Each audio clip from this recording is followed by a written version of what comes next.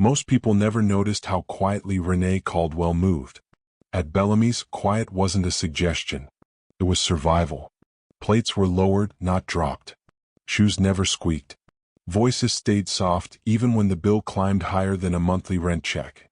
The restaurant sat inside a renovated brownstone on the Upper East Side, all dark wood, low lighting, and the faint smell of truffle oil that clung to your clothes long after your shift ended. Renee had learned the rhythm fast. Step to the left so you didn't block a guest's view. Pour water before they realized their glass was half empty. Listen without listening. Smile without revealing anything. She wore her black apron like armor and her silence like a skill. At 26, she had already mastered the art of being forgettable. Not because she lacked presence, but because people decided within seconds that she didn't require attention. A black waitress in a high-end restaurant was expected to be efficient, polite, and invisible. Anything beyond that made people uncomfortable. Renee didn't challenge it. She worked. She observed. She counted tips and tucked them neatly into her wallet at the end of each night. Bellamy's wasn't her dream. It was just a place that paid on time. That Thursday evening began like any other. The host whispered reservations under his breath, servers checked table assignments, and the kitchen hummed with controlled chaos. Renee scanned the floor, already calculating which tables would linger and which would rush through dessert. Then the system flagged a reservation in bold letters. Private dining room. 6 guests. No interruptions unless requested. Those were always tricky. Private rooms meant big money and delicate egos. Renee adjusted her posture and straightened her apron before heading toward the back. She didn't hear the name at first. Only later would she realize how strange that was. The guests arrived early except for one. 5 of them settled in, laughing loudly, voices rich with comfort and familiarity. They spoke the way people did when they were used to being listened to. Renee poured water, placed menus, introduced herself. None of them asked her to repeat her name. She didn't expect them to. When the 6th guest arrived, the room changed. It wasn't dramatic. No one gasped. But the laughter shifted, softened around the edges, like the volume knob had been turned slightly down. Renee looked up as the door opened and saw a tall man step inside, jacket slung over his arm, expression relaxed and distracted at the same time. He didn't rush. He never needed to. "Sorry I'm late," he said casually, taking his seat. Someone joked about traffic. Someone else waved it off. Renee noted the way chairs subtly angled toward him, the way attention rearranged itself without instruction. She didn't know his name then. She only registered the ease with which he occupied space. Renee recited the specials. Her voice stayed steady, neutral. She'd done this thousands of times. When she finished, she waited. They debated wine, tossing around names Renee recognized but rarely heard pronounced correctly. She stood quietly, hands folded, eyes lowered in professional patience. Then the man looked at her. "What do you recommend?" he asked. There was a pause. Not hostile, just surprised. As if he hadn't expected her to be part of the conversation. Renee met his gaze. The burlo pairs best with the lamb. He studied her for half a second longer than necessary. "You're sure?" "Yes." A smile flickered across his face, amused. "All right. Let's trust the expert." It was nothing. A small moment. But something about it stuck with her. Dinner unfolded smoothly. Courses came and went. The group laughed, argued lightly, teased each other. Renee moved in and out, refilling glasses, clearing plates, catching fragments of conversation she wasn't meant to hear. She noticed the man watched people more than he talked. When he laughed, it was quick and gone just as fast. When he looked at her, it was with curiosity, not interest. As if she were an unexpected detail in a familiar room. By dessert, the wine had softened everyone. Someone mentioned an upcoming charity event. Another complained about entertainment. The conversation drifted to opera, of all things. The man groaned. "I don't get it. It's just noise." "That's because you've never heard it done properly," someone said. He leaned back, smirking. "Please. I'll change my mind the day a waiter sings Mozart better than a trained soprano." Laughter filled the room. Renee froze, fingers tightening around a stack of plates. He lifted his glass, joking. I'd even marry her. More laughter. Louder this time. No one noticed Renee's face. She turned toward the door, heart pounding, telling herself to keep walking. This was just another night. Another table. Another joke that wasn't meant to land where it did. But as she stepped into the hallway, the laughter followed her. And for the first time in years, the silence she carried felt unbearably loud. If this story already has you leaning in, you might want to stick around. There's a lot more hiding behind that quiet apron. And if you're watching from somewhere familiar or far away, you're not alone in that feeling.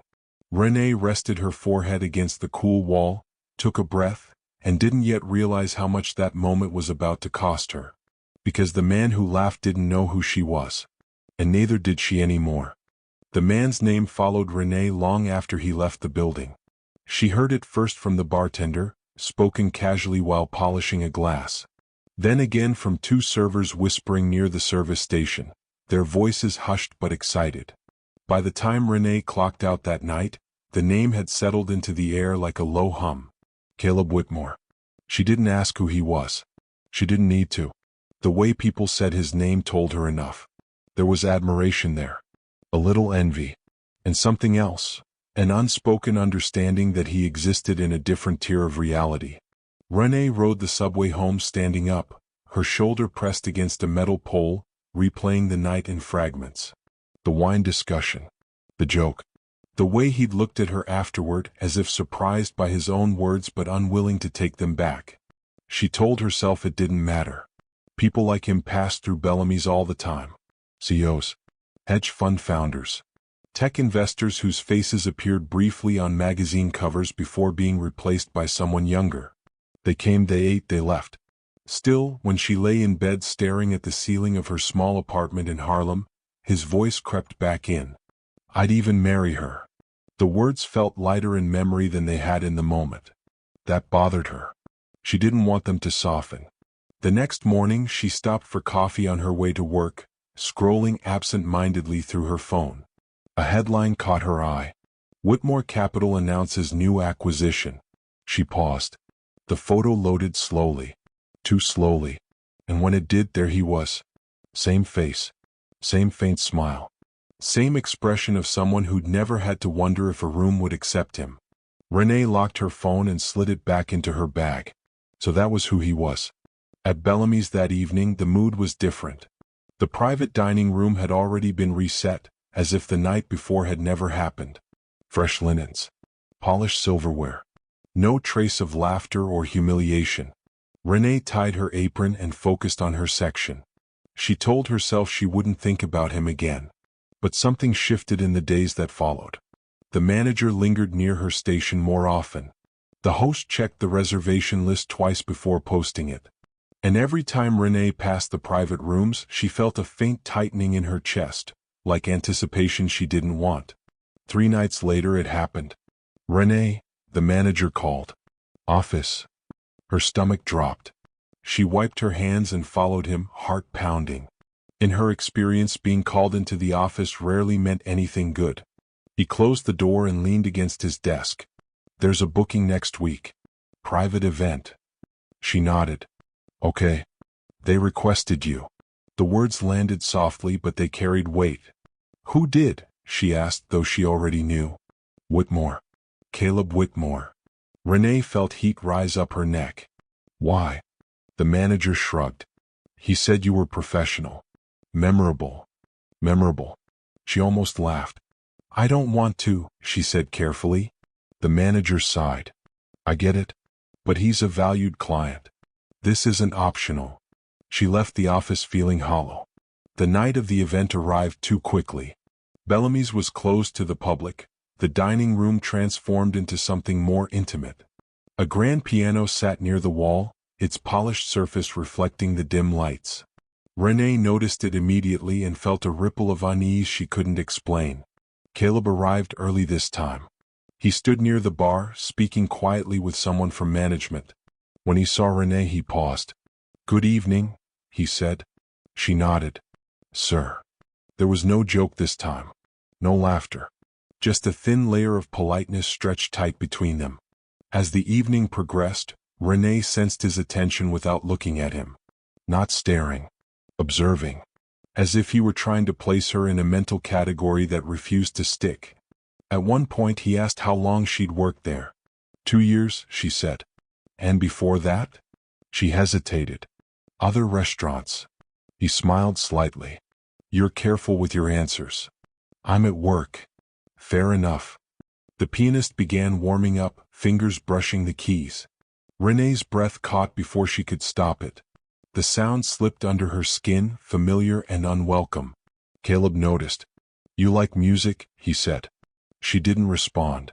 He studied her for a moment longer, then looked away. Funny, he murmured. I thought you didn't sing. The words weren't mocking this time. They were curious. Renee felt the weight of the room press in around her. Something unspoken hung between them, fragile and dangerous. And for the first time since she'd put on her apron that evening, she wondered what would happen if she stopped being invisible. Renee learned early that questions were rarely innocent. At Bellamy's, people asked questions for two reasons: to feel interesting, or to confirm what they already believed. Caleb Whitmore's questions felt like both. The night continued with practiced smoothness. Plates arrived in perfect sequence. Glasses were refilled before they emptied. Renee moved with the same quiet efficiency she always did, but her awareness kept drifting back to him. He wasn't rude. That almost made it worse. Most men like him announced their importance without meaning to. Caleb didn't need to. He spoke softly. He waited when others interrupted. When he laughed, it was brief, controlled, like he didn't want to take up too much room, even though the room was already his. Renee didn't trust that. She'd learned that the most dangerous people weren't the loud ones. They were the curious ones. So, he said at one point, resting his elbow lightly on the table, you've been here 2 years. Yes. You don't sound like New York. She set down a plate. Most people aren't. He smiled. Ohio. Her hand paused for half a second. Yes. He raised his eyebrows, impressed. Lucky guess. No, she said. You guessed. That earned a soft laugh from him. Fair. Across the table, one of his guests leaned over. You interrogating the staff now, Caleb? I'm making conversation, he replied easily. Renee met his eyes. I need to check on another table. Of course, he said, stepping back slightly as if reminded she wasn't there by choice. As she walked away, her pulse beat faster than it should have. Nothing had happened. No insult. No joke. Just conversation. And yet she felt like she'd revealed too much. Later, while clearing dessert plates, she overheard fragments of conversation she tried not to absorb. Business deals. Art acquisitions. Complaints about private school boards and zoning restrictions. A life shaped by options Renee had never considered. She told herself again that this didn't concern her. But then the pianist began to play in earnest. The melody drifted through the room, delicate and precise. Mozart. She recognized it immediately. Her chest tightened, involuntarily, like a reflex she hadn't unlearned. Her fingers curled slightly around the edge of a tray. Caleb noticed. Not the movement exactly, but the stillness that followed it. You really do like music, he said when she approached again. She kept her eyes on the table. It's background noise. He tilted his head. That's not how you're listening. She exhaled slowly. Sir, is there anything else you need? He considered her for a moment, then shook his head. No. Thank you. But his gaze followed her as she walked away. The rest of the night unfolded under a strange tension. Not dramatic. Just present. Like a wire stretched too tight between 2 points. When the last course was served and guests began to relax, Caleb stood and approached the piano. He spoke briefly to the pianist, then turned back toward the table. I made a joke last time, he said, voice carrying without effort. It wasn't my best moment. The room quieted. Renee felt her shoulders tense. I tend to use humor when I'm uncomfortable, he continued. That doesn't excuse it. No one spoke. He glanced toward Renee. Not challenging. Not commanding. Simply acknowledging her. I was wondering, he said carefully, if you'd be willing to sing tonight. Her heart thudded once. Art. She shook her head immediately. No. I'll compensate you, he added. Off the books. Her jaw tightened. I said no. A ripple of awkwardness moved through the room. Someone shifted in their chair. The pianist stared at his hands. Caleb nodded, accepting the refusal. All right. For a moment, Renee thought that would be the end of it. She turned to leave. Out of curiosity, he said quietly, almost to himself, what made you stop? She froze. Slowly she turned back. Stop what? He met her eyes, unblinking. Whatever it is you're avoiding. The air felt heavier now. Thicker. Renee's thoughts raced, searching for the safest response. You're mistaken, she said evenly. I've never done anything worth avoiding. Caleb studied her face as if weighing something invisible. People who say that, he said softly, usually have. Renee's pulse roared in her ears. The pianist's fingers hovered over the keys, waiting. And for the first time that night, Renee realized this wasn't about a joke anymore. It was about a door she'd spent years keeping closed. And it was starting to open. The laughter didn't follow Renee out of the room this time. That almost made it worse. She moved down the service hallway with measured steps, the sound of her shoes muted by the thick carpet runners. The walls were painted a soft gray, meant to calm staff between rushes. Tonight they felt narrow. Closing in. She stacked plates at the service station, hands steady, face neutral. Anyone watching would have thought nothing had touched her. That was the point. Years in restaurants had taught her how to lock emotions behind her ribs and keep moving. But her chest felt tight. Not angry. Not sad either. Exposed. Caleb's question echoed in her head, quieter now but sharper. What made you stop? He hadn't raised his voice. He hadn't smiled when he said it. That was what unsettled her. The curiosity had been genuine. Almost careful. She hated that. In the kitchen someone dropped a pan. Renee flinched before she could stop herself. The pianist's music drifted faintly through the doorway, a gentle phrase repeating itself, like it was waiting for something to answer. She busied herself polishing cutlery she didn't need to polish. Anything to stay away from the piano. Anything to avoid the private room. You okay? It was Lena, another server, leaning against the counter with a tray tucked under her arm. I'm fine, Renee said automatically. Lena raised an eyebrow. You look like you just remembered something you didn't want to. Renee forced a small smile. Long night. Tell me about it. Lena nodded toward the dining room. That guy in the private room, what's his deal? Renee didn't answer. They say he owns half of Midtown, Lena continued. Or at least thinks he does. Renee exhaled slowly. He's just a customer. Lena studied her for a moment, then shrugged. If you say so. When Renee returned to the room, the conversation had shifted again. Lighter now. Someone was telling a story about a disastrous vacation. Laughter rose, then fell. Caleb sat back in his chair, listening. When Renee approached, he looked up. Everything all right? He asked quietly. Yes, she said. He hesitated, then nodded. Good. That was it. No pressure. No follow-up. She hated that too. The rest of the service passed in fragments. Renee caught herself watching him when she shouldn't have. The way he listened more than he spoke. The way his confidence didn't demand attention but expected it. At the end of the night, as guests prepared to leave, Caleb stood near the piano again. He rested his hand lightly on its edge, fingers tracing the smooth surface like it was something familiar. You play? He asked the pianist. Used to, the man replied. Now I mostly accompany. Caleb nodded, thoughtful. Then he turned almost casually toward Renee. You handled that well, he said. Handled what? My mistake. Renee met his eyes. There wasn't anything to handle. He smiled faintly. You're good at deflecting. She didn't respond. As the guests filed out, Caleb lingered. The room emptied until it was just the two of them and the soft hum of the lights. For what it's worth, he said, I didn't mean to put you on the spot. Renee gathered the last of the glasses. You did. He accepted that with a nod. I tend to forget where the line is. That must be convenient. He winced slightly, not offended. Sometimes. She turned toward the door. Good night. Good night, Renee. She paused. He hadn't been told her name. She didn't ask how he knew it. Outside, the city felt louder than usual. Traffic roared. Voices overlapped. Renee walked to the subway with her coat pulled tight, her mind restless. She told herself this was over. Another uncomfortable interaction filed away and forgotten.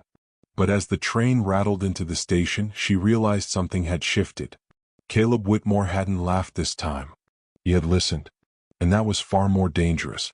Because if he listened long enough, he might start asking the kind of questions she'd spent years avoiding.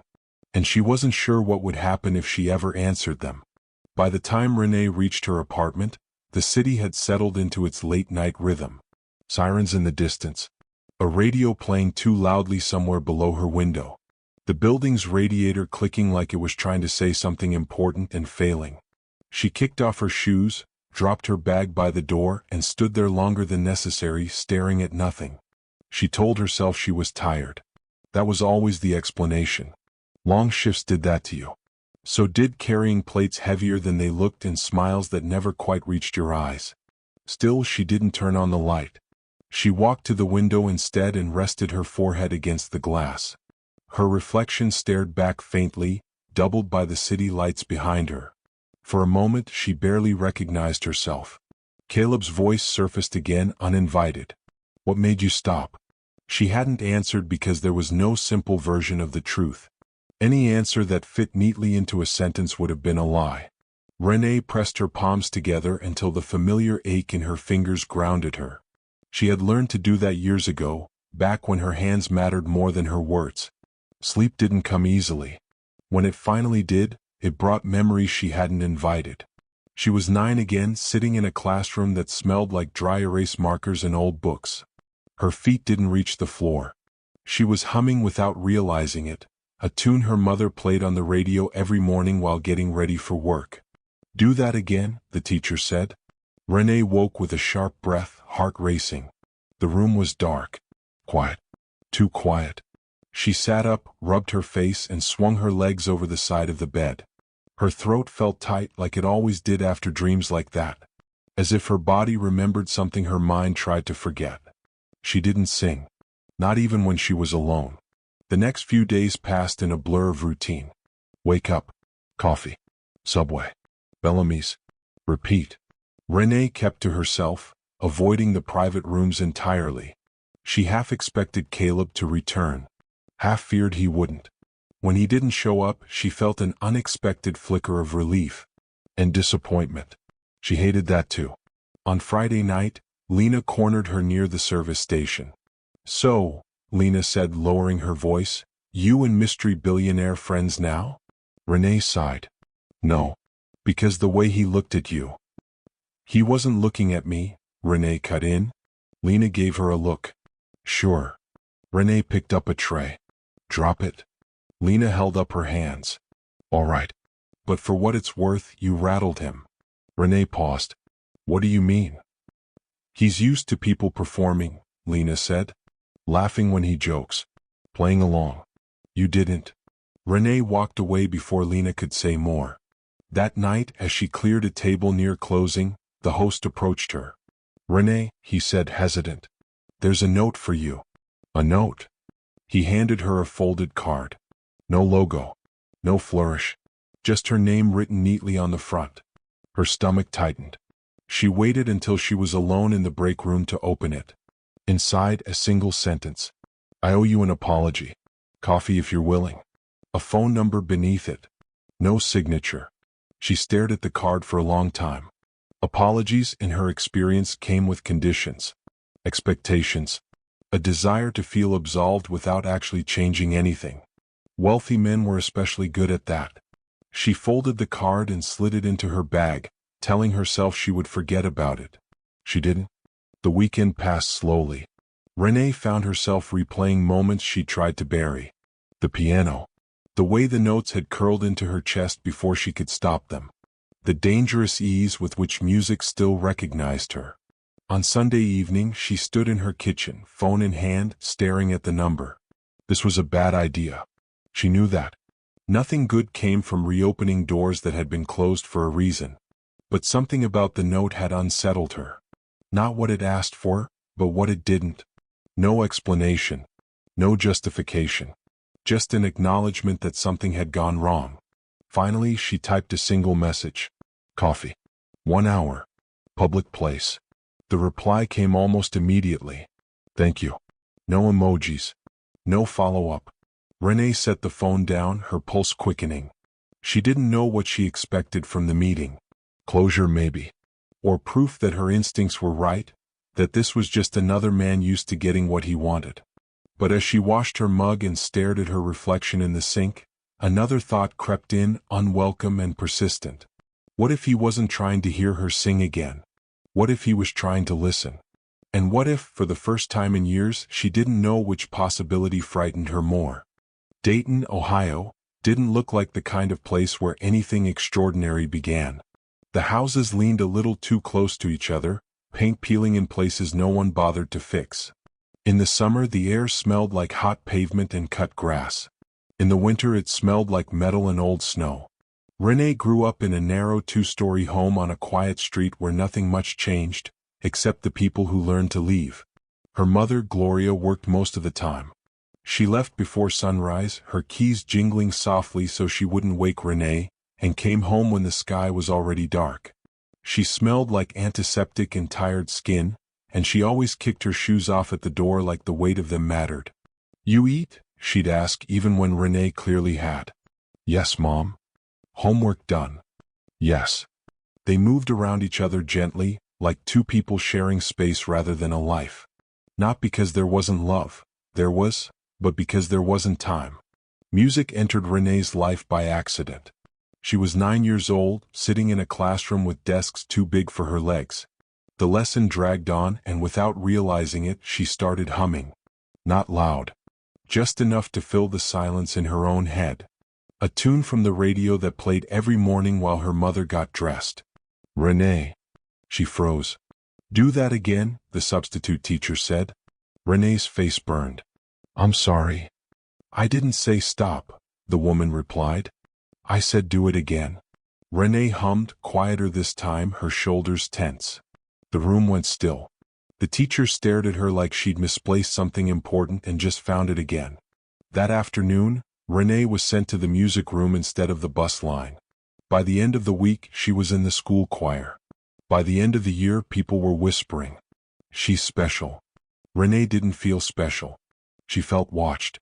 At home, Gloria listened when Renee sang, standing in the kitchen with her arms crossed, eyes shining in a way Renee had never seen before. Where did you learn that? Gloria asked once. Renee shrugged. I don't know. That was the truth.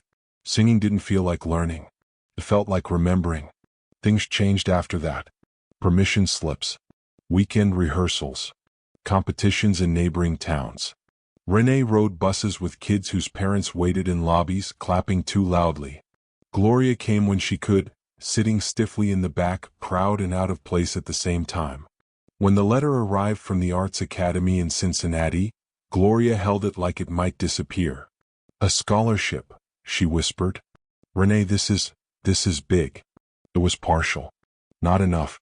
They sat at the kitchen table long after midnight, papers spread out between unpaid bills. Renee watched her mother's hands tremble slightly as she did the math. It's okay, Renee said quickly. I don't have to go. Gloria looked up sharply. Don't say that. I mean it. I know you do, Gloria said softly. But that doesn't make it right. A week later, another letter arrived. This one thinner. No return address she recognized. Additional funding secured through private sponsorship. No explanation. Just a name at the bottom. Jonathan Whitmore Foundation. Neither of them knew who that was. Gloria cried anyway. The academy was nothing like Dayton. Students spoke confidently, like they'd always known they belonged. Teachers were demanding, precise, rarely satisfied. Renee learned how to breathe properly. How to shape vowels in languages she'd never spoken. How to stand still and command a room with nothing but sound. She also learned how alone talent could make you. Other students smiled politely, then whispered. They talked about summer programs in Europe, about tutors and vocal coaches Renee couldn't imagine affording. She practiced longer than anyone else, not because she loved it more, but because she was afraid of losing it. Praise came easily. So did pressure. By her final year, the word Juilliard hovered around her like a promise and a threat. Teachers pushed harder. Rehearsals ran longer. Renee felt a tightness in her throat she couldn't explain. "Rest," one instructor said. "You're overworking." "I'm fine," Renee replied even when she wasn't. Then the phone call came. Her mother collapsed at work. "Stroke. Mild," they said. "Recoverable." Renee packed her bag that night. She told herself it would be temporary. Pause. Just until things stabilized. She didn't know yet that some pauses stretched longer than anyone intended, and that the voice everyone praised would be the very thing she'd soon have to protect, from the world and from herself. The academy taught Renee quickly that talent was only the beginning. Talent got you noticed. Discipline kept you standing. Endurance decided who survived. By her second year, the building felt less like a school and more like a proving ground. Practice rooms were booked from dawn until midnight. Voices echoed through hallways, each one trying to outlast the others. Renee learned to schedule her life around availability, 5 minutes here, 10 minutes there, snatching time wherever she could. She practiced longer than most. Not because she loved the repetition, but because fear kept her upright. Fear that if she slowed down, someone else would pass her. Fear that whatever had singled her out in Dayton could disappear just as quietly as it had arrived. Her instructors praised her control. "You're careful," one of them said, tapping a pencil against the music stand. "That's good. But don't let it become restraint." Renee nodded, writing the comment down even though she didn't understand it yet. Careful was how she lived. Careful meant she didn't complain when rehearsals ran late. It meant she drank tea instead of water because someone said it was better for the throat. It meant she smiled when classmates asked where she trained before coming there, even when the answer felt too small to explain. Some students were kind. Most were polite. A few were openly resentful. "You don't even look nervous," one girl muttered after auditions. Renee hadn't known how to respond. She'd been terrified. Money drew lines she couldn't cross. Other students flew home on weekends. Renee stayed, eating ramen in the dorm kitchen and practicing in empty rooms that smelled faintly of disinfectant.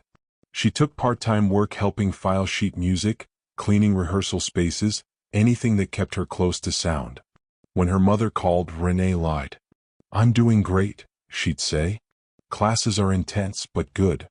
Gloria always paused before responding. "You sound tired." "I'm just busy." That part was true. The pressure mounted quietly.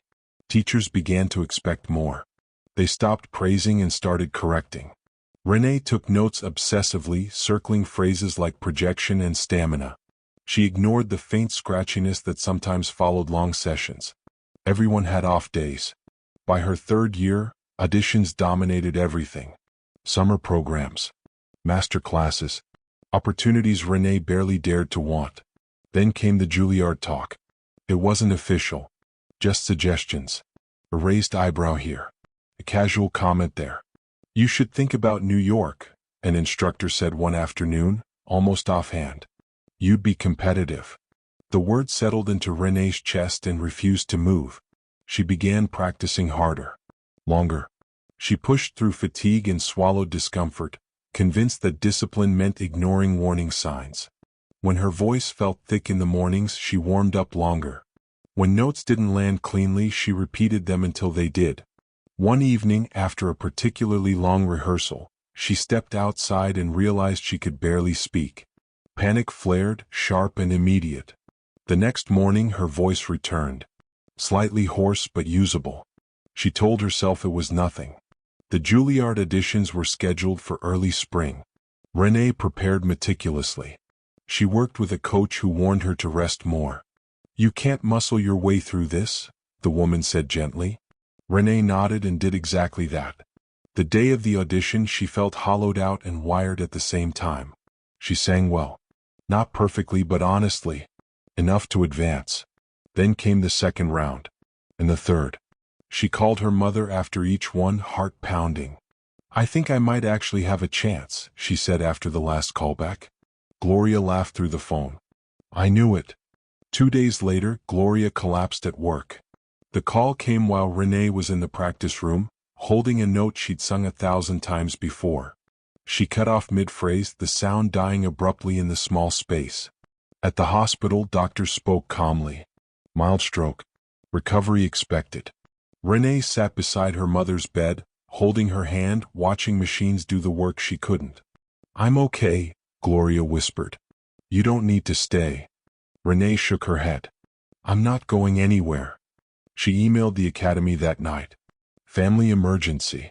Temporary leave. She didn't tell anyone about the audition results. Back at the house in Dayton, Renee tried to practice quietly. Just enough to stay connected. But something felt different. Her voice tired faster. The tightness returned sooner. She told herself it was stress. Weeks passed. Then months. One afternoon, after a brief rehearsal left her throat burning, Renee finally went to see a specialist. The exam was quick. Clinical. Early-stage nodules, the doctor said. Manageable. But you need rest. Real rest. How much? Renee asked. The doctor hesitated. Longer than you want. Renee stared at the floor. She understood then that talent demanded more than effort. It demanded choices. And whatever she chose next would cost her something she wasn't ready to name yet. Renee didn't tell anyone about the diagnosis at first. Not her instructors. Not her classmates. Not even her mother. She told herself it was temporary. Something that could be managed quietly the way she managed everything else. Rest more. Practice less. Be smarter. That was what discipline looked like now. Back in Dayton, days moved slower than she remembered. Her mother's recovery became the center of everything. Doctor visits, medication schedules, cautious walks around the block. Gloria tried to pretend she was fine, insisted on cooking dinner too soon, laughed when Renee scolded her for lifting grocery bags. I raised you by myself, Gloria said once, wincing as she lowered herself into a chair. I can handle this. Renee smiled, but she stayed close anyway. At night, when the house settled and her mother slept, Renee stood in her childhood bedroom staring at the old posters still taped to the wall. She hummed sometimes. Very softly. Just enough to feel the vibration in her chest. If her throat tightened, she stopped immediately. Emails from the academy piled up. Polite at first. Concerned. Then more formal. When will you return? We need to finalize next term's schedule. Please advise. Renee drafted responses and deleted them. Each time the words felt heavier. She called one of her instructors instead, choosing the one she trusted most. I might need more time, Renee said carefully. There was a pause. How much more? I don't know. Another pause, longer this time. Renee, opportunities don't wait. I know. You've worked too hard to disappear now. Disappear. The word landed harder than it should have. I'm not disappearing, Renee said, though she wasn't sure that was true. I just need to take care of something. After the call ended, she sat on the edge of her bed and stared at her hands. They shook slightly. The Juilliard email arrived 2 weeks later. She saw the subject line and didn't open it right away. She made tea instead. Waited for the kettle to whistle. Let it cool too much. Anything to delay the moment. When she finally tapped the screen, the words blurred together. Congratulations. She read it 3 times to be sure. She'd been accepted. Not waitlisted. Not deferred. Accepted. Her chest tightened, not with joy but with something sharper. Fear maybe. Or grief arriving too early. She showed her mother that evening, bracing herself for excitement. Gloria read the email slowly, then looked up, eyes shining. Renee, this is everything. Renee nodded. It's big. When do you start? She swallowed. Soon. Gloria studied her face. What's wrong? Nothing. That's not true. Renee looked away. The truth pressed against her ribs, demanding space. I don't know if I can go. The smile faded. Why not? She hesitated too long. Is it money? Gloria asked quickly. We'll figure it out. No. It's not that. Then what? Renee closed her eyes. My voice. Silence stretched between them. Finally Gloria said, "What about it?" Renee told her everything. The tightness, the doctor, the nodules, the warning. When she finished, Gloria reached for her hand. "You should rest," her mother said softly. "If I rest, I lose time. And if you don't?" Renee didn't answer. They both knew. The deadline to respond loomed. Each day felt heavier than the last. Renee imagined New York, practice rooms, pressure, expectations multiplied by 10. She imagined pushing through pain because everyone else expected her to.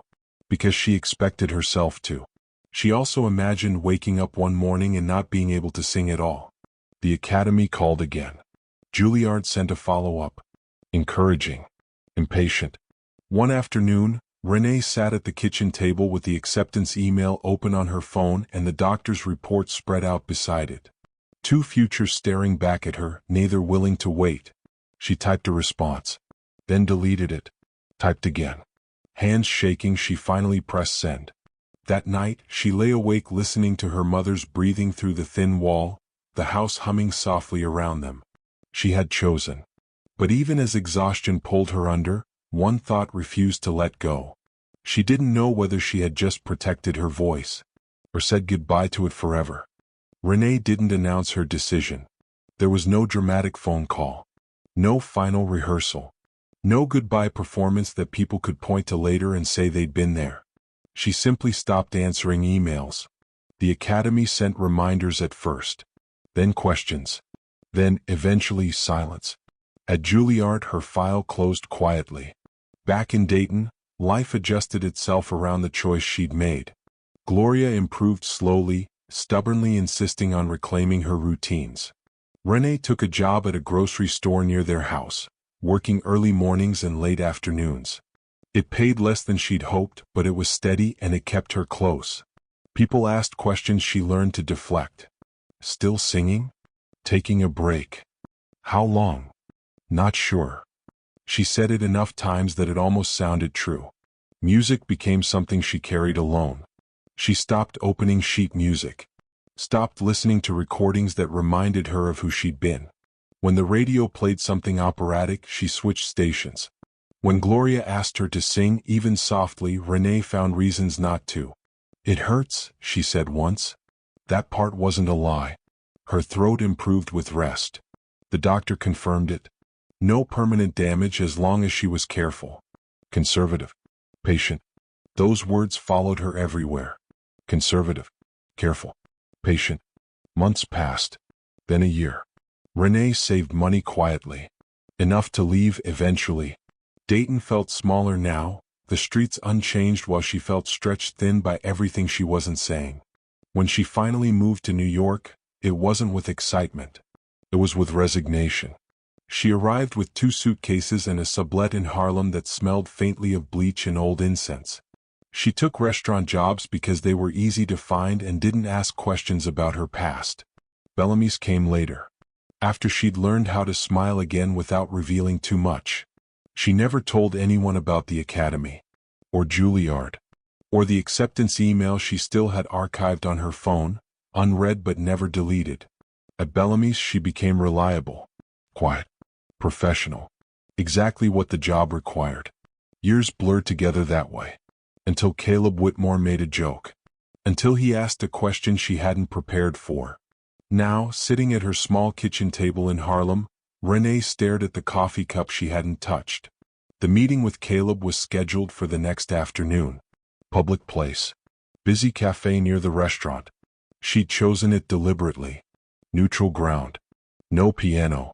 No audience. Still, her stomach twisted. This wasn't about attraction. She knew that. It was about proximity, to a past she'd buried carefully, and to a man whose curiosity threatened to dig it back up. She considered canceling. She even typed the message. Then she erased it.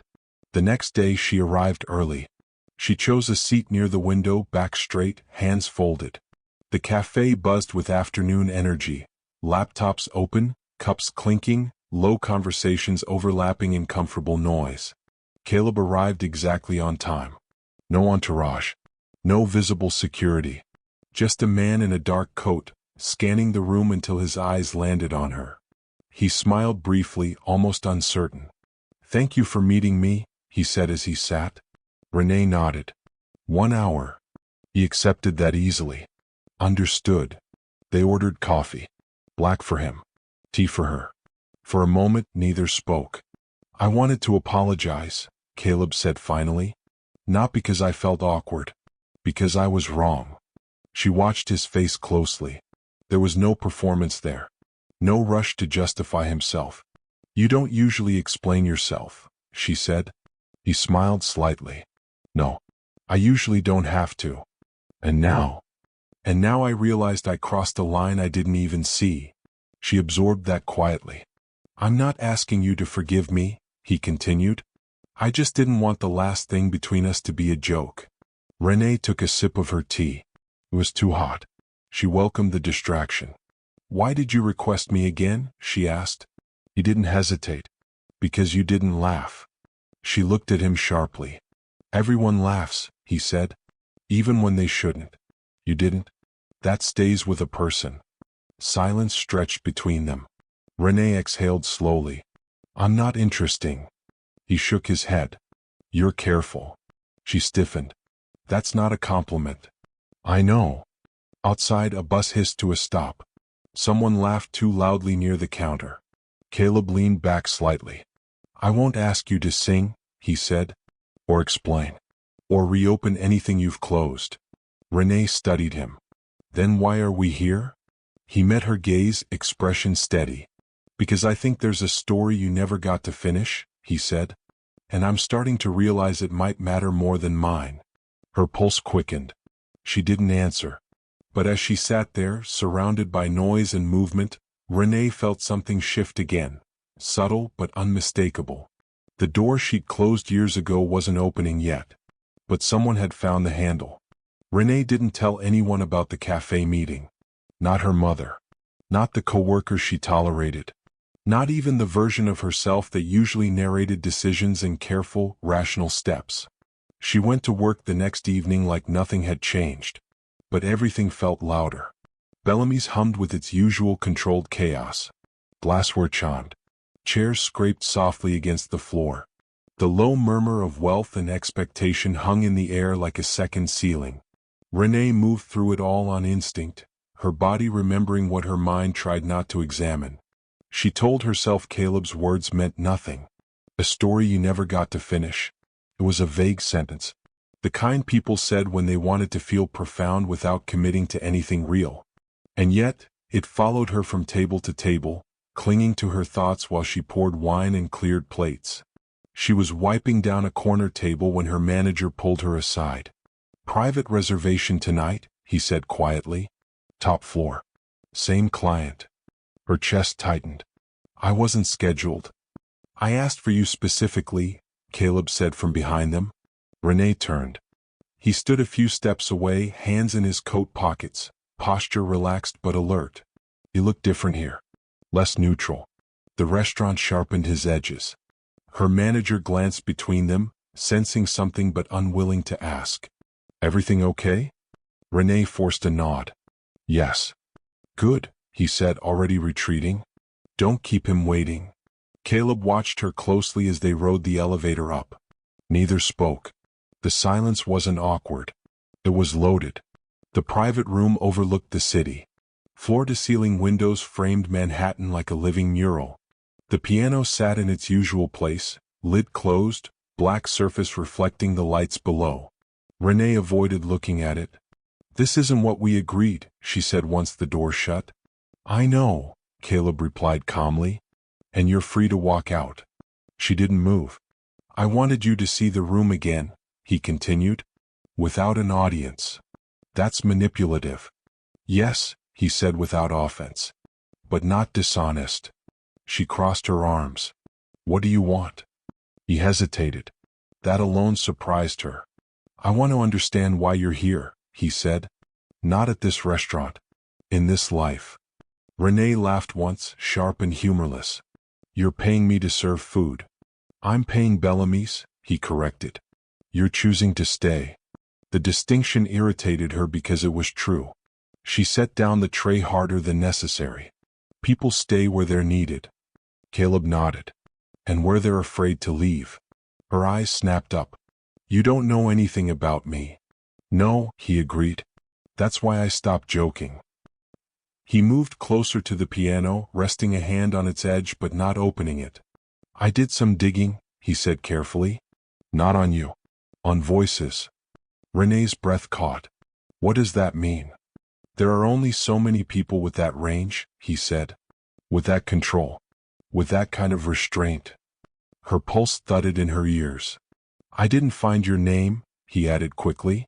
Whatever you buried, you did it well. She felt exposed anyway. As if the air had thinned around her. You shouldn't be talking about this, she said. You're right. Then stop. You didn't? I grew up with music, Caleb said quietly. Not talent. Not passion. But proximity. Tutors. Concert halls. Expectations I never earned. Renee listened despite herself. I learned early that money can buy access but not belonging, he continued. You don't sound like someone who borrowed her way into music. She looked away, jaw tight. You sound like someone who paid for it. The words landed heavier than he seemed to intend. Renee stepped back, heart pounding. I can't do this. Caleb didn't follow. I'm not asking you to perform. Good, she snapped.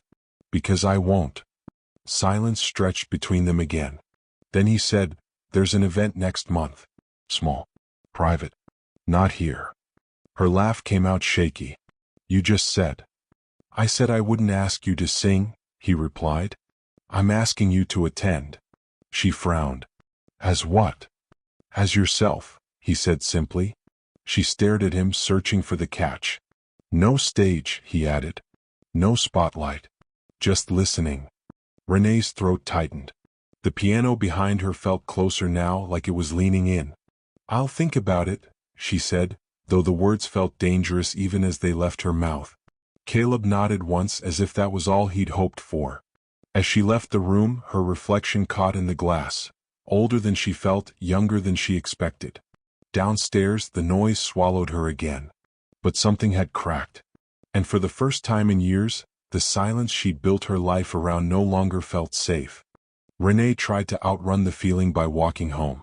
She skipped the subway and let the night stretch around her instead. Manhattan hummed differently after midnight. Louder in pockets. Empty in others. The city breathed in uneven rhythms and she matched her steps to it, coat pulled tight, hands buried deep. She told herself she was angry. Caleb. At herself. At the strange way an invitation to simply listen had unsettled her more than any demand to perform ever could. At home, she kicked off her shoes and stood in the dark kitchen, not turning on the light. The window reflected a faint outline of her face. Tired. Guarded. Familiar. She opened her phone without thinking. The email was still there. Congratulations on your acceptance. She closed it quickly like it might burn her. Sleep came in pieces.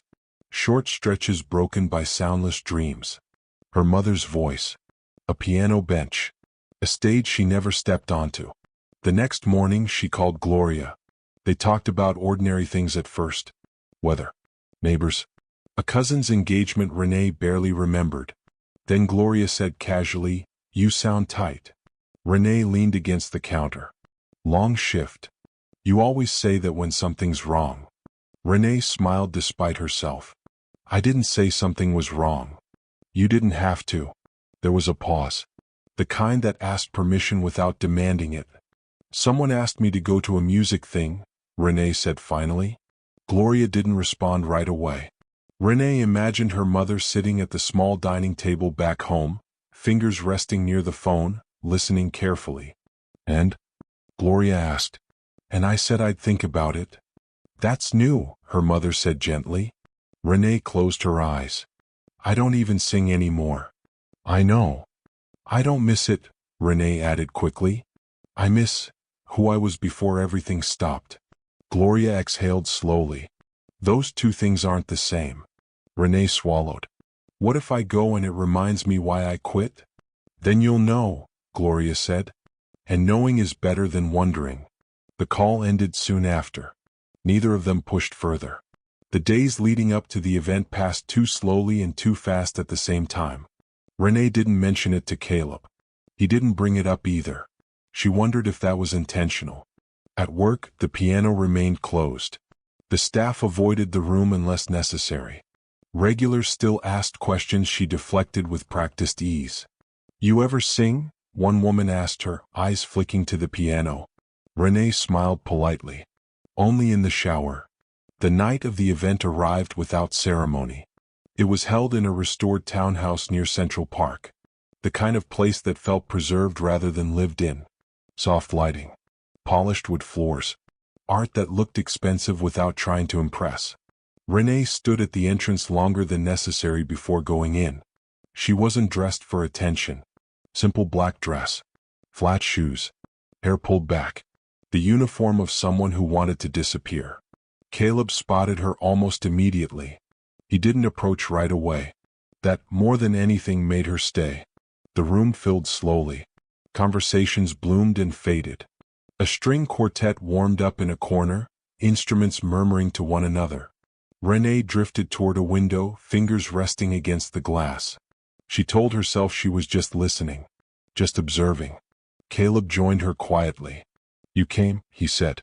"For now," she replied. He nodded, accepting the uncertainty. The music began. Not Mozart. Something modern. Restrained. Melancholy. Renee felt it settle into her chest before she could stop it. The notes didn't demand anything from her. They didn't ask her to be better or braver or anything at all. They just existed. She exhaled shakily. "I forgot what it felt like," she whispered before she could stop herself. Caleb looked at her, expression unreadable. "What?" "To listen," she said, "without measuring myself against it." The piece ended. Applause followed, polite and controlled. Then someone announced the next performance. A soloist. The pianist took the bench. Renee froze. Not because of the instrument. Because she recognized the posture. The slight tilt of the head. The way the hands hovered before touching the keys. Her heart lurched. Caleb noticed immediately. "Do you know them?" She nodded slowly, disbelief spreading through her. "Yes," she said. "And this changes everything." The first note fell. And with it, the past Renee thought she'd buried rose sharply back into the room. The pianist's name appeared in the program a second too late. Julian Mercer. Renee's breath stalled. She hadn't seen him in nearly a decade, yet recognition came with a physical certainty. The slope of his shoulders. The way his jaw tightened just before he played, like he was bracing himself against something invisible. Even from across the room she could see it. Julian had been her mirror once. At the academy they'd practiced in adjacent rooms. Shared cheap coffee between rehearsals. Argued about tempo and phrasing like it mattered more than rent or sleep. He was brilliant in a way that made teachers lean forward. She was disciplined in a way that made them listen longer. Together they were dangerous. Renee hadn't known he'd kept going. The first movement unfolded slowly. Controlled. Precise. Julian played as if he were holding something back, letting restraint do the work instead of force. It was beautiful. It was infuriating. Her fingers curled into her palms. Caleb leaned slightly closer. "You're shaking." "I'm not," she said automatically. But she was. The second movement shifted. Darker. Less careful. Julian's foot pressed harder on the pedal. The room leaned in. Renee felt it in her chest, the familiar ache of a phrase that wanted to be sung, not struck. She remembered the night Julian told her he was afraid of silence. "If I stop," he'd said, staring at the floor between them, "I don't know who I am." She'd laughed then. Told him he was being dramatic. Now she wondered if he'd been right. The piece ended on a quiet resolution. No grand finish. Just a fading note that asked the room to meet it halfway. Applause came late, then strong. Julian stood. Bowed once. No smile. Renee didn't clap. Caleb noticed. "Do you want to leave?" She considered it. The exit was close. So was the bar. So was every excuse she'd ever used. "No," she said. "I need to hear what comes next." Julian sat again. adjusted the bench. His eyes flicked up briefly, scanning the room. They met hers. The recognition was instant. His hand faltered. Just slightly. Anyone else might have missed it. Renee didn't. The third movement began differently than before. Faster. Sharper. The restraint was gone. Julian played like he was chasing something, notes tumbling forward with urgency that bordered on desperation. This wasn't in the program. Renee's heart pounded. This isn't the piece, she whispered. Caleb glanced at the program. You're sure? Yes. Julian had changed it. He was telling a different story now. One Renee knew too well. Mistakes crept in. Not technical ones. Emotional ones. A rushed passage. A note struck harder than necessary. The room sensed it. The applause at the end was confused, uneven. Julian stood again, breathing hard. This time he looked directly at Renee. Not past her. Not through her. At her. The moment cracked something open. He didn't bow. He walked off the stage. Murmurs rippled through the room. People shifted, uncertain. Someone laughed softly, assuming it was intentional. Renee didn't wait. She moved before she could talk herself out of it, weaving through the crowd, pulse roaring in her ears. The hallway behind the stage smelled like old wood and polish. A door slammed somewhere ahead. Julian, she called. Her voice sounded strange to her own ears. Rusty. And used. He stopped at the end of the corridor. Didn't turn around. I thought you were gone, he said. So did I, she replied. He turned then, eyes sharp and tired and unmistakably relieved. You disappeared, he said. No goodbye. No explanation. I had reasons. So did I, he snapped. Then softer, you didn't give me a chance to understand them. Renee swallowed. I didn't give myself one either. They stood there, years pressing in from all sides. Julian laughed once, bitter. I heard a rumor you stopped singing. I did. That's a waste. So is pretending it doesn't hurt, she shot back. He looked at her, really looked. You still hear it, don't you? Even when you don't sing. Renee didn't answer. Footsteps approached behind her. Caleb appeared at the end of the hallway, taking in the scene with quick, perceptive calm. Julian's gaze shifted to him. Who's this? A friend, Renee said, though the word felt unsteady. Julian studied Caleb, then nodded once. Figures. He turned back to Renee. I changed the piece for you. Her chest tightened. Why? Because I needed to know if you were real, he said. Or if I made you up to survive. Silence pressed down on them. Renee felt the weight of every choice she'd made settle into that narrow corridor. I'm not here to sing, she said finally. Julian's mouth curved into something like a smile. Good. Neither am I. Then he leaned closer and said quietly, but someone here is about to ask you to. Renee's pulse spiked. She turned slowly toward Caleb, and saw in his eyes that Julian might already be right. Renee's pulse wouldn't settle. She backed up slightly, hands gripping the edge of a hallway table, and tried to breathe. The noise from the event behind them had faded into a dull hum, like a distant storm. The three of them, herself, Julian, and Caleb, stood in the narrow corridor, suspended in a moment that felt larger than time itself. Caleb broke the silence first. His voice was calm, deliberate. Renee, would you consider joining us on stage? Her head snapped toward him, disbelief sharpening every nerve. What? Not for a concert, he said quickly. Just one piece. Private. Small audience. Just listen. Sing if you want. I told you I don't sing anymore. Her words came sharp, defensive. I know, Caleb said. But maybe you want to hear yourself again. Julian snorted softly, though it wasn't amused. You're testing her, Whitmore. She's not just going to step up because you ask. Caleb didn't flinch. I'm not asking. I'm inviting. Renee swallowed. Her throat felt tight, not from fear but from a weight she hadn't expected to carry. Years of self-imposed silence pressed down like gravity, and now someone was asking her to defy it. Julian's presence only made it heavier. Why are you doing this? She asked him, turning her gaze to Caleb. Because I've seen too many people settle for less than what they could be, he said. His tone didn't lecture. It simply stated something undeniable. You're more than just a quiet presence in a restaurant. Renee exhaled slowly, her eyes flicking to Julian, whose hands were loosely crossed in front of him. And you? She asked. Why are you here? He hesitated. To see if the music I remember still exists. The words landed with more impact than she expected.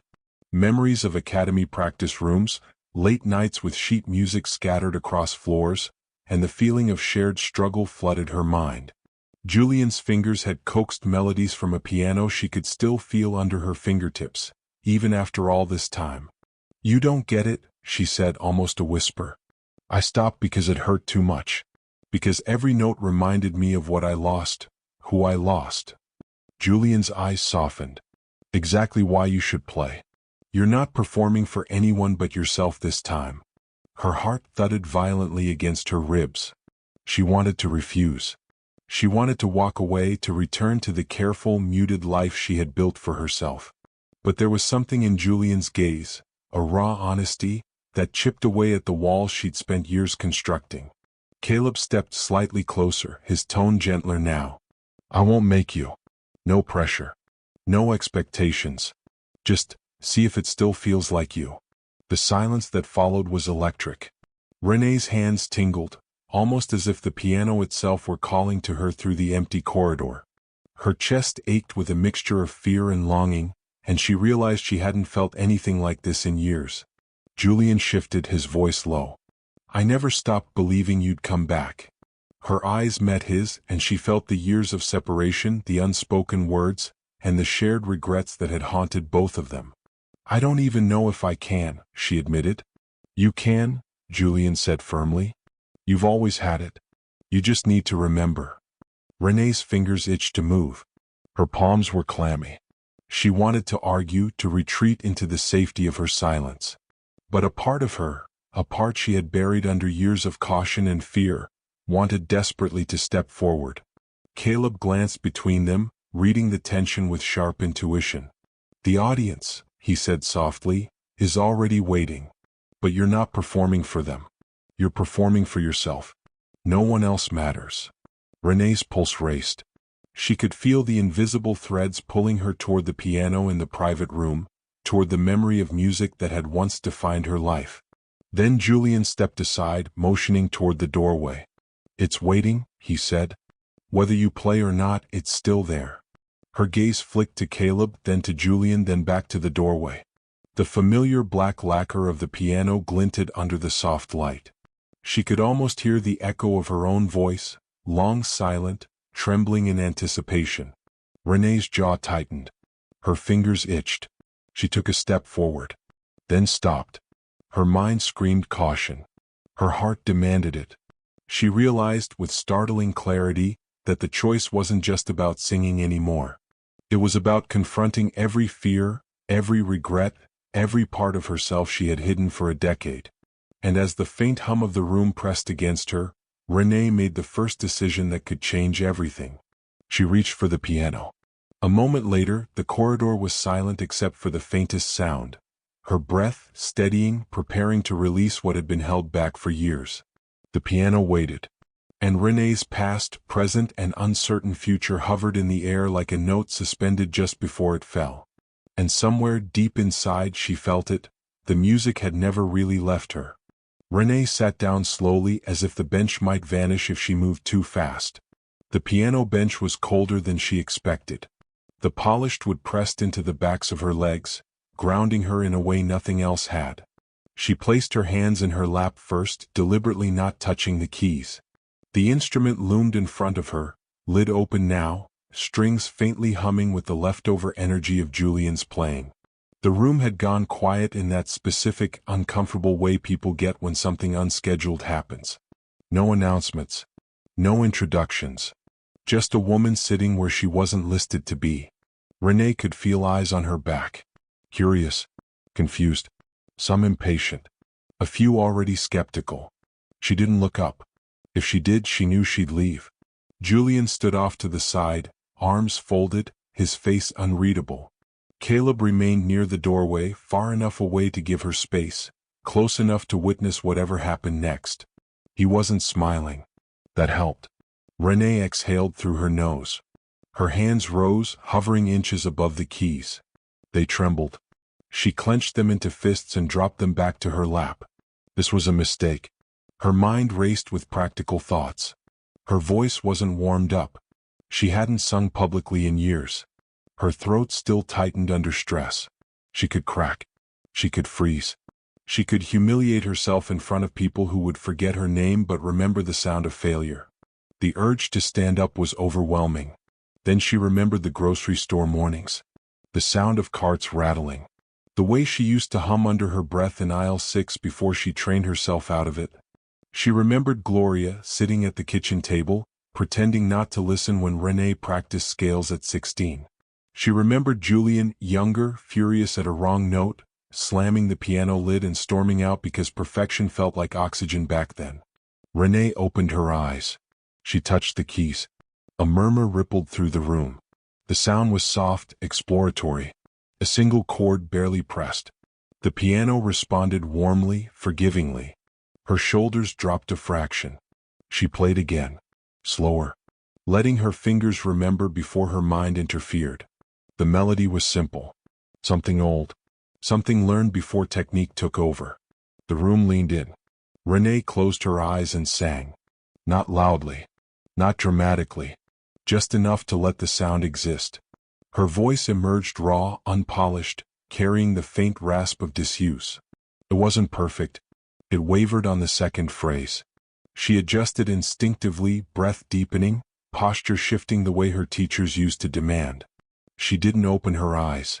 She sang like no one was listening. That was when the room changed. Whispers stopped. Chairs stilled. Even the building seemed to hold its breath. Renee felt it without seeing it, the collective attention snapping into focus not out of politeness but because something honest was happening in front of them. Her voice strengthened as the melody unfolded. Not louder but clearer. The notes settled into place like they'd been waiting. Julian lowered his arms. Caleb's jaw tightened just slightly. Renee reached the end of the phrase and didn't stop. She shifted keys, moving into a piece she hadn't planned. Something deeper. Riskier. The kind of passage she used to avoid because it exposed too much. Her voice cracked. Someone in the audience inhaled sharply. Renee didn't stop. She let the crack exist. Let the imperfection bleed into the next line. The sound carried weight now, shaped by everything she'd swallowed over the years. Loss. Restraint. Fear. Love that never had anywhere to go. She opened her eyes mid-note. Julian was staring at her, stunned.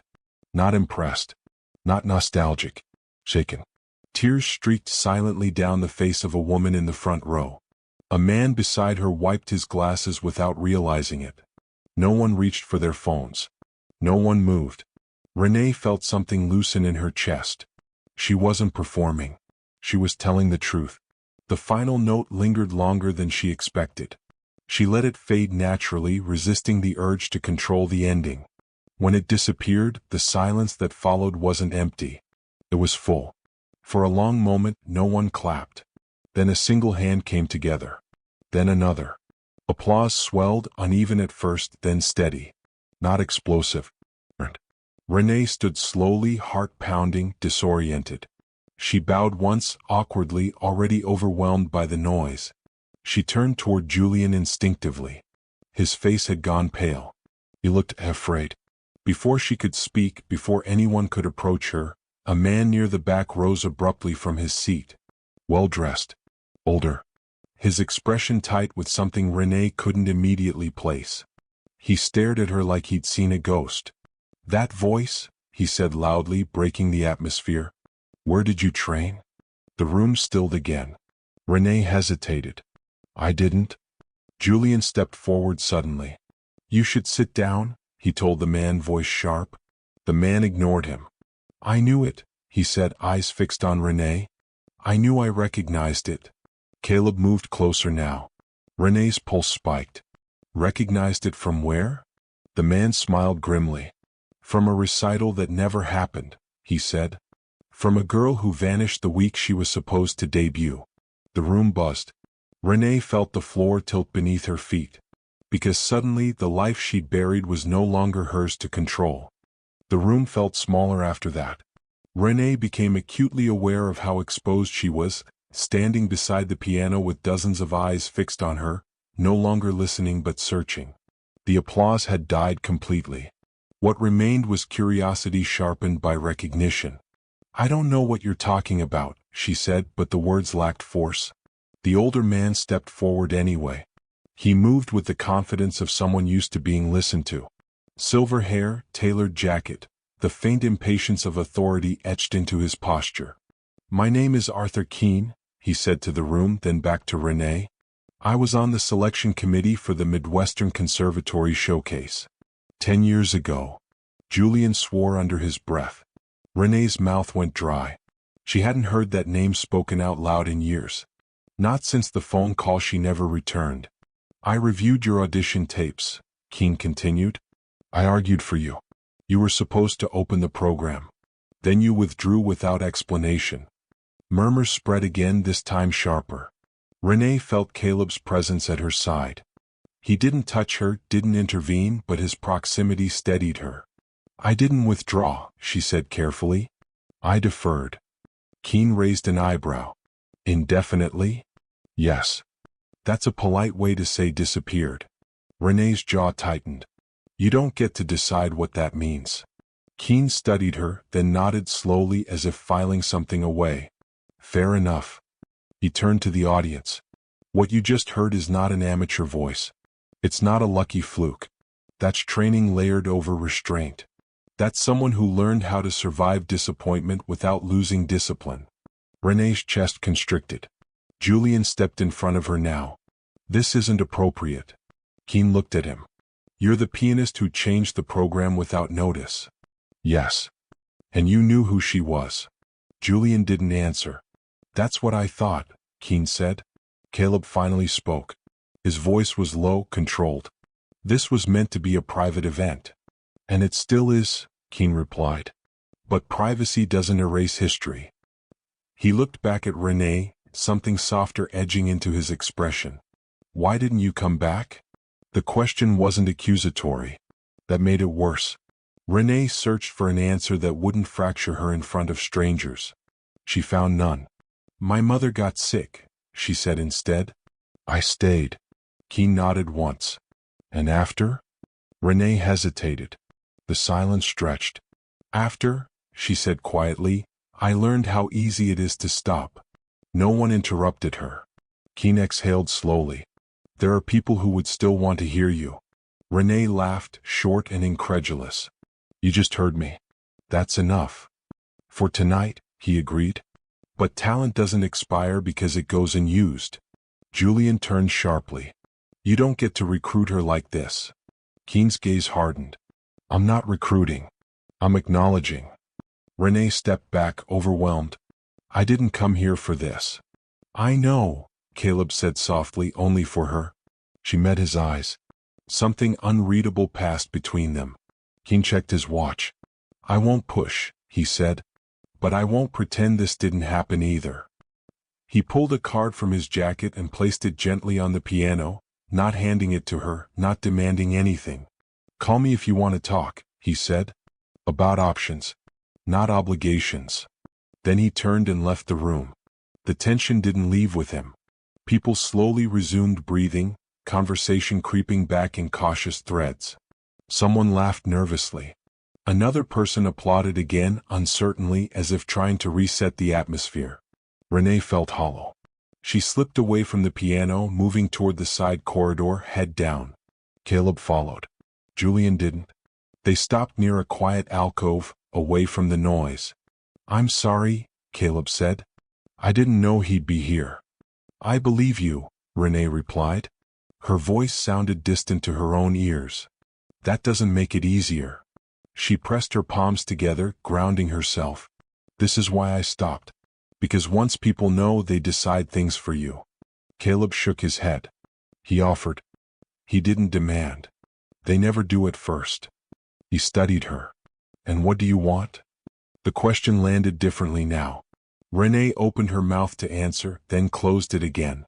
The truth felt unstable, like it might change if she said it out loud. I don't know, she admitted. But I know I'm not done feeling whatever that was. Caleb nodded. That's enough for tonight. She managed a faint smile. You're surprisingly good at stepping back. I've learned, he said. Mostly by failing at it. Pause. Then he added, there's something else you should know. Renee's stomach tightened. About what? Caleb hesitated for the first time since she'd met him. About why that joke landed so wrong. About why I noticed you at all. Her pulse quickened. Caleb, I didn't just hear a beautiful voice that night, he said. I recognized it. Renee stared at him. From where? She asked. He exhaled slowly. From a recording that was never supposed to exist, he said. And from a decision I made years ago that I didn't realize involved you. The air between them shifted again. And Renee understood, suddenly, that the story unfolding wasn't just hers anymore. Renee felt the words before she understood them. A recording? She repeated. Caleb nodded once. The confidence he usually wore so easily had slipped, replaced by something careful. Almost exposed. You were younger. Late teens maybe. The audio quality was terrible. Someone recorded it on a phone from the back of a hall.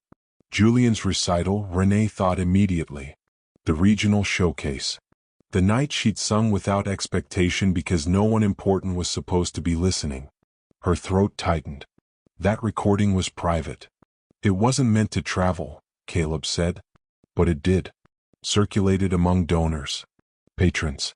People who thought they were curating culture. Renee's stomach dropped. And you were one of them.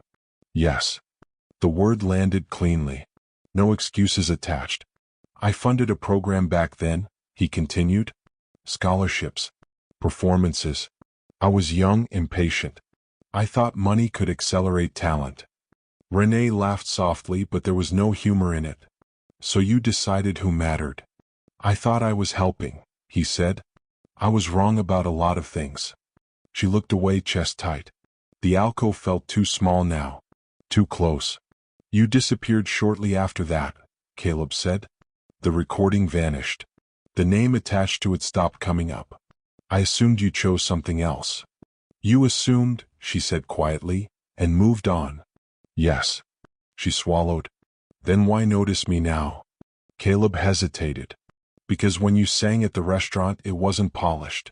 It wasn't trying. It sounded like someone who knew exactly what silence costs. Renee's hands shook. So this, she said, gesturing vaguely back toward the event, this is guilt. No, he replied immediately. This is accountability. She met his eyes again. You don't get to rewrite the past. I'm not trying to, he said. I'm trying to understand my place in it. Renee leaned back against the wall, letting the cool surface steady her. Pieces were rearranging themselves in her mind, forming shapes she didn't like. So when you joked, she said slowly, when you said, sing Mozart and I'll marry you. I didn't know it was you, Caleb cut in. Not consciously. But something recognized something. Her jaw clenched. You turned my life into a punchline. I know, he said quietly. And I'm sorry. The word hung there, insufficient but sincere. Footsteps echoed down the corridor. Julian appeared, eyes sharp, taking in the scene in seconds. What did you do? He asked Renee. She didn't answer him. Her gaze stayed on Caleb. You said there was more, she said. What else haven't you told me? Caleb drew a breath. The recording didn't just circulate. It influenced a decision. Renee felt a chill creep up her spine. What decision? A funding reallocation, he said. The year after you vanished, I redirected money away from classical vocal training. Julian stiffened. You what? I believed the future was elsewhere, Caleb said. Digital platforms. Innovation. I thought traditional pipelines were inefficient. Renee's voice barely carried. And what happened to the students? Programs closed, Julian snapped. Teachers lost positions. Opportunities disappeared. Caleb didn't deny it. Renee felt dizzy. She pressed a hand to her forehead. You're saying my voice helped convince you to pull the plug? No, he said carefully. I'm saying it was part of a larger narrative I told myself. That brilliance didn't need structure. That it would rise on its own. Renee laughed again, this time bitter. That's not how it works. I know that now. Silence wrapped around them. Julian stepped closer to Renee. You didn't quit, he said. You were pushed. Renee shook her head. I chose to stay with my mother. You chose under pressure, Julian replied. There's a difference. Caleb watched her, face tight. I can't undo what I did.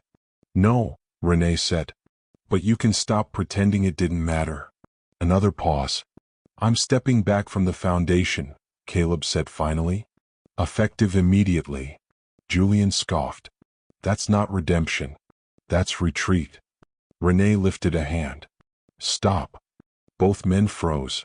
She straightened, steadier now than she felt. This isn't about either of you deciding what happens next. Caleb nodded slowly. You're right. She exhaled. I need time. Of course, he said. Julian looked at her. I meant what I said earlier.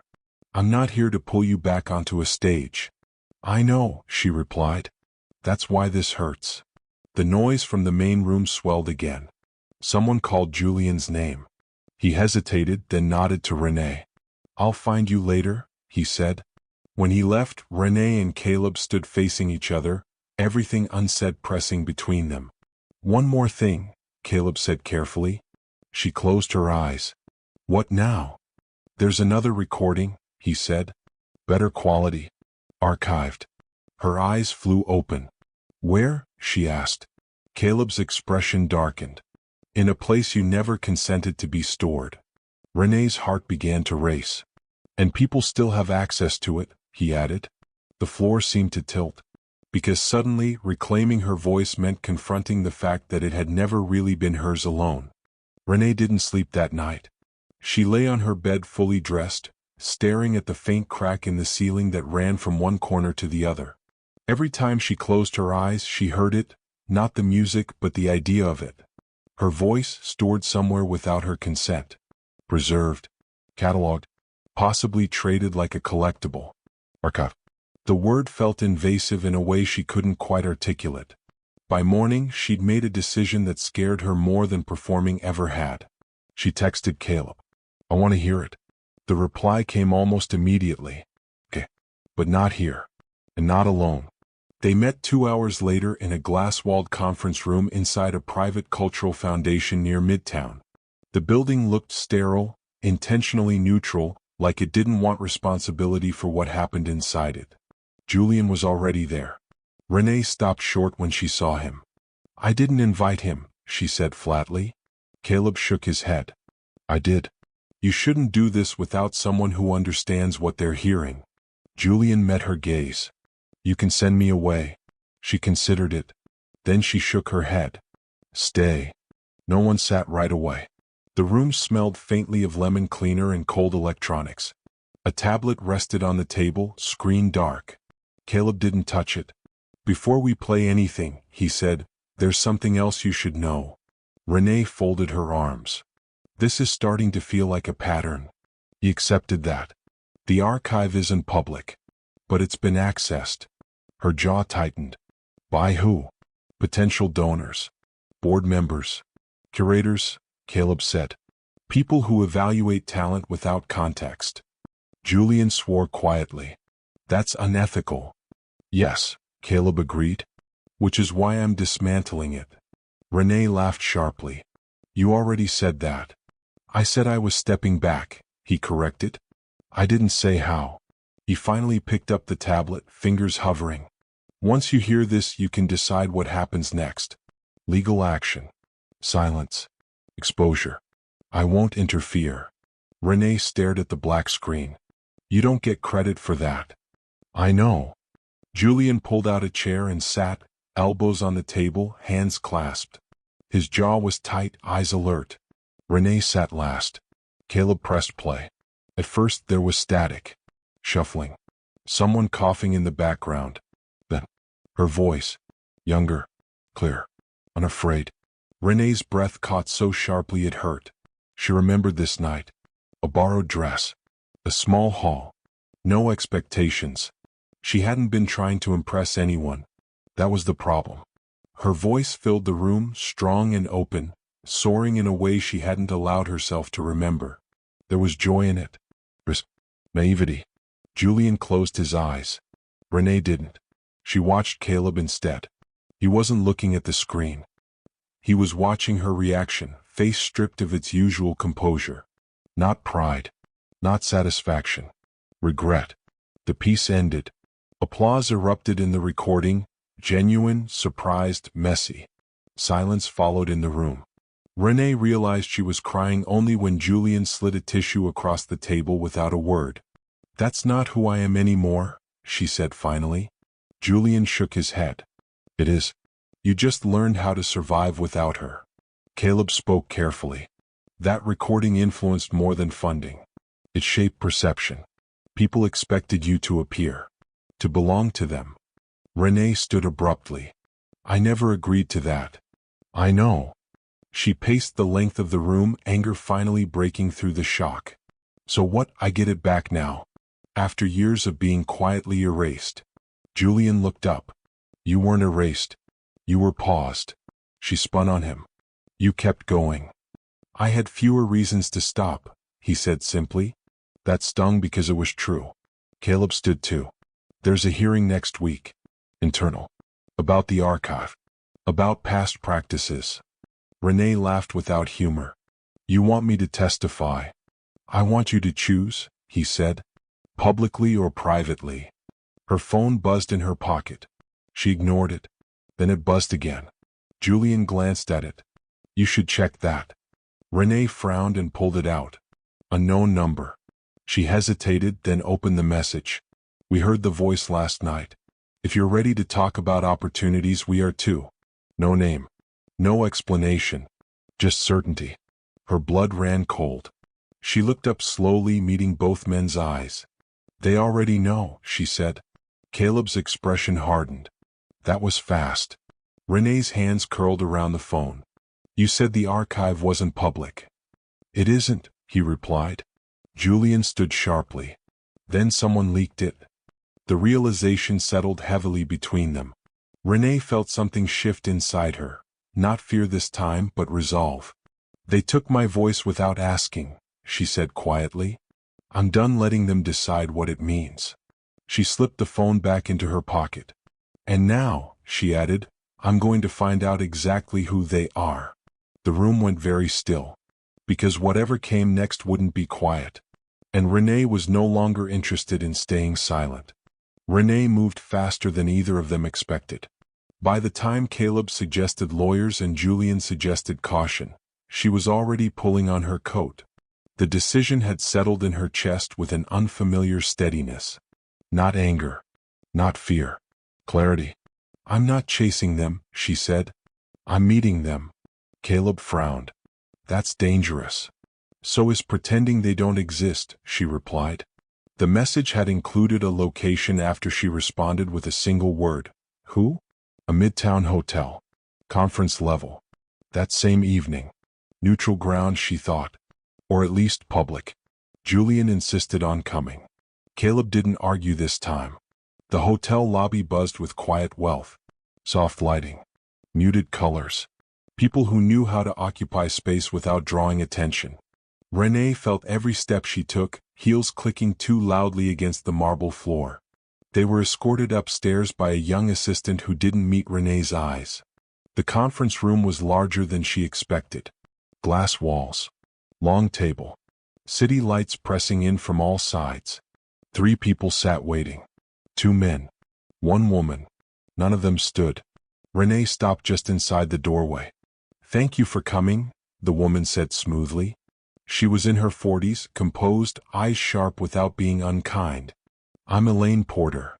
The name meant nothing to Renee. That didn't reassure her. "You heard my voice," Renee said. "Without permission." Elaine inclined her head slightly. "Yes." Julian bristled. Caleb's jaw tightened. Elaine gestured to the chairs. "Please. Sit." Renee didn't. "Why?" Elaine studied her for a moment, then smiled faintly. Because it's better to talk before things escalate. Escalate, Renee repeated. You mean before I ask how many people have heard me without knowing my name? One of the men cleared his throat. We don't distribute identities. You distribute voices, Renee shot back. That's worse. Elaine raised a hand, stopping him. You're right, she said calmly. It was wrong. But it wasn't accidental. Renee felt her pulse quicken. Then explain. Elaine leaned back slightly. Your recording tested exceptionally well. Emotional resonance. Authenticity. Rare qualities. I wasn't a product, Renee said. No, Elaine agreed. You were an anomaly. Julian scoffed. That's supposed to help? Elaine's gaze flicked to him, then back to Renee. We represent institutions that invest early. We look for voices that can move culture. Yours did. Renee laughed once, sharp. And when I didn't show up? Elaine's expression shifted just slightly. Then we waited. For 10 years? Renee asked. Yes. Caleb spoke carefully. You waited while benefiting from material you didn't own. Elaine nodded. And now we're trying to do this correctly. Renee crossed her arms. By ambushing me with opportunities? Elaine slid a folder across the table, stopping it just short of Renee. By offering control. Renee didn't touch it. Full rights, Elaine continued. Your voice. Past and future. Compensation. Public acknowledgement. And the archive? Renee asked. Elaine met her gaze. Deleted. Julian leaned forward. You expect us to take your word for that? Elaine smiled thinly. No. We expect you to verify it. Silence settled over the room. Renee finally pulled out a chair and sat, not because she felt smaller, but because she wanted to see their faces clearly. What's the catch? Elaine didn't hesitate. Visibility. Renee's stomach tightened. Define that. A curated return, Elaine said. Controlled. Intentional. You tell your story. On your terms. But publicly. Caleb stiffened. You're asking her to expose herself. I'm asking her to reclaim herself, Elaine replied. Silence hasn't protected her. It's only delayed this moment. Renee looked at the folder but didn't open it. And if I say no? Elaine folded her hands. Then we walk away. Quietly. Julian frowned. And the leak? Elaine's eyes sharpened. That wasn't us. Renee felt a chill. Then who was it? Elaine paused, choosing her words carefully. Someone who believed forcing visibility would flush you out. Caleb swore under his breath. Renee's phone buzzed again in her pocket. She didn't look at it this time. Elaine stood. Take the folder. Read it. Decide. Renee stood as well, finally meeting her eye level. You don't get to decide when I come back. Elaine nodded. No. But the world will notice when you do. Renee picked up the folder. As she did, she realized something that tightened her chest. They weren't asking if she would sing again. They were asking how loud she was willing to be. And as she walked out of the room, folder under her arm, Renee understood that whatever choice she made next would no longer be reversible. Renee didn't open the folder that night. She carried it home like something fragile, resting it on the small kitchen table and circling it for nearly an hour. Outside, sirens rose and fell. A neighbor's TV laughed too loudly through thin walls. Life continued, indifferent to the decision pressing down on her chest. She poured a glass of water and didn't drink it. The offer wasn't just about rights or money. It was about narrative. About choosing which version of herself would be made visible, and which parts would be stripped away in the process. She thought of Gloria. Of how carefully her mother had learned to listen for pain in Renee's silences. Of the years Renee had chosen invisibility because it felt safer than being misinterpreted. She finally opened the folder. Contracts. Projections. Language polished until it barely resembled speech. There were clauses about public appearances, interviews, recorded performances. There was a section titled Creative Autonomy that felt too thin for how much it promised. And then there was a proposed timeline. It started fast. Too fast. Renee's phone buzzed on the table. Julian. Tell me you didn't agree to anything, his text read. She typed back. Didn't? Pause. Then come over. She hesitated. Then grabbed her coat. Julian's apartment was sparse in a way that felt intentional. Clean lines. No clutter. A piano in the corner, lid closed. He didn't open it when she arrived. They sat at opposite ends of the couch, folder between them like a third presence. They want to turn you into a moment, Julian said after she explained. Moments burn out. So do people who hide forever, Renee replied. He nodded. True. But this isn't the only way back. I know, she said. It's just the loudest. Julian leaned forward, elbows on his knees. You don't owe anyone a return. Renee stared at the floor. What if I owe myself one? He didn't answer that right away.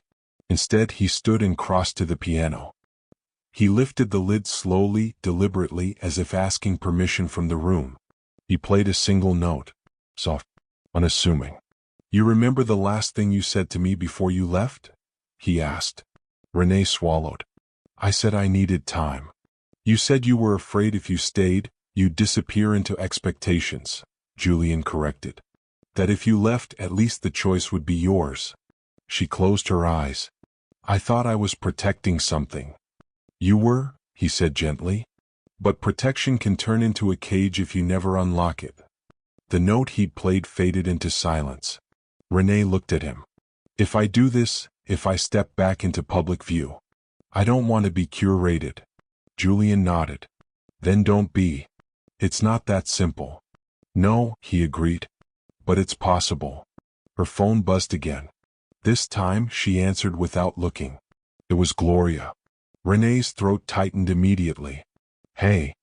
I heard something strange today, her mother said, voice careful. A woman at the pharmacy said she heard a singer on the radio who sounded just like you. Renee's heart stuttered.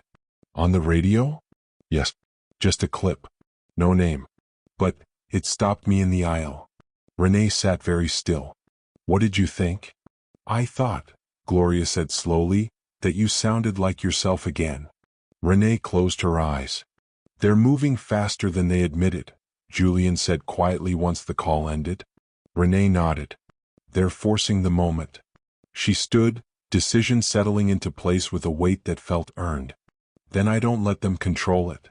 Julian's eyes sharpened. What are you thinking? I don't announce, she said. I don't tease. I don't debut under someone else's timeline. She picked up the folder, flipping to a blank page at the back. I choose when and how. And how is that? Julian asked. Renee met his gaze. I sing. What? What? Somewhere they can't package me. Julian's breath caught. That's risky. Yes. He smiled slowly. That's you. Her phone buzzed again. This time it was a calendar invite. Public hearing, cultural practices review. Her name listed as a featured speaker. Renee stared at it, pulse quickening. They're not waiting, Julian said. No, she replied. They're daring me. She accepted the invite. Then she looked up at Julian, eyes steady. If I'm going to be heard, she said, it'll be on my terms.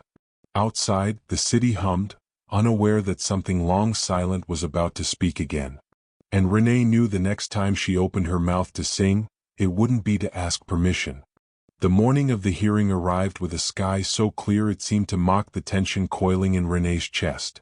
She dressed carefully, nothing flashy, nothing to distract. Just herself. Plain blouse, dark slacks, polished shoes.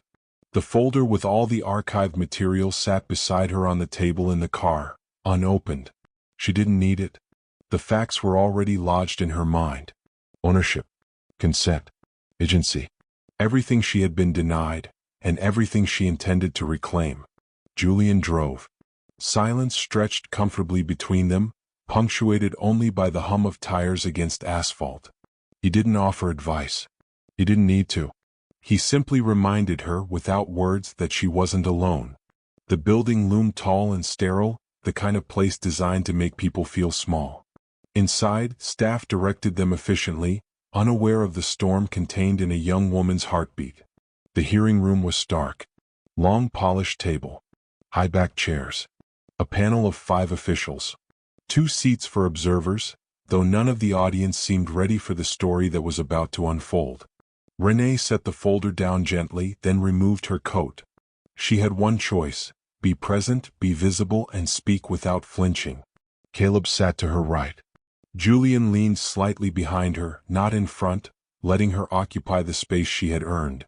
The chair at the head of the table for the chairperson cleared her throat. "Ms. Mercer," he began formally, "you are here regarding allegations of improper archiving and distribution of recorded material. Do you understand your rights?" "Yes," Renee said, voice steady, clear, stronger than she expected. The panel launched into questions: how she discovered the archive, what she remembered about the original recordings, her professional history. Renee answered with precision, careful but candid.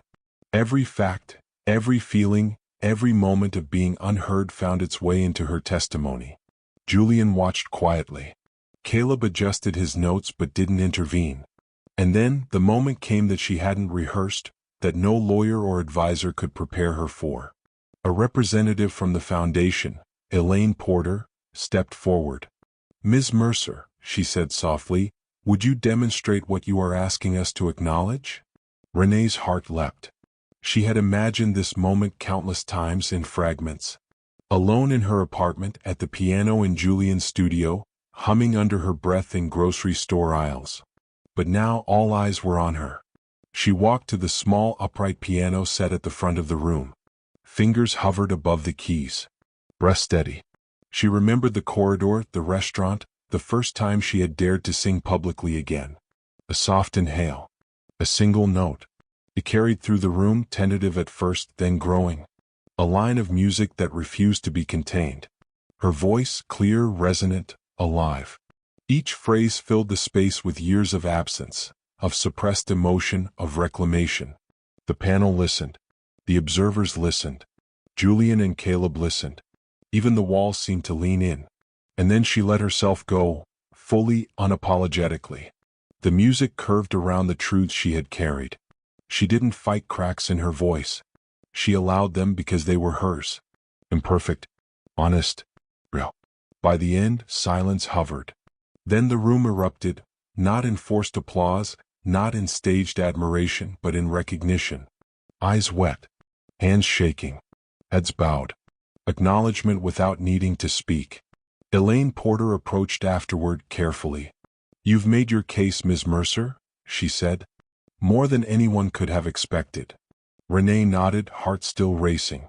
"I didn't make it for you," she said quietly. "Or for them. I made it for me." Caleb exhaled, relief threading through his usually controlled demeanor. Julian's hand brushed hers as they left the piano. No words. No congratulations. Only a steadying presence. Outside, the city had shifted slightly, though no one else noticed. Traffic moved. People walked dogs. Phones rang. But Renee felt the air differently. She had been silent for a decade. Now she was heard. The first major storm of her life's visibility had passed. And Renee Mercer knew she would never let someone else hold the microphone over her head again. She glanced at Julian. "What now?" "Now," he said, voice soft but firm, "you decide how loud you want to be." And Renee smiled, the kind of smile that carries both scars and triumph. Because for the first time, she knew the world wouldn't define her. She would. Her voice, her story, her choice. And no one, not archive, not joke, not expectation, could take that away. The city waited. She was ready. The future began with one breath. One note. And Renee Mercer sang.